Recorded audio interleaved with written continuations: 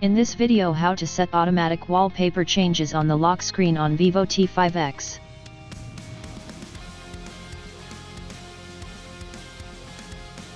Open Settings on your phone.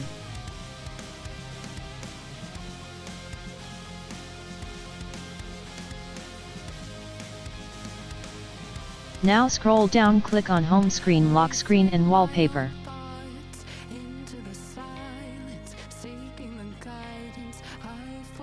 Now click on Lock Screen Settings. Click on Lock Screen Poster.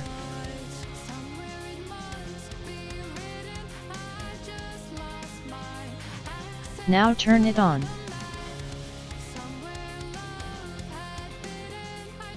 Now lock the screen.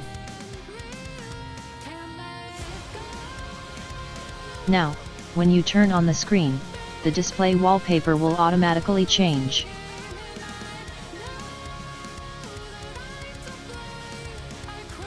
Thanks for watching. Please subscribe to my channel.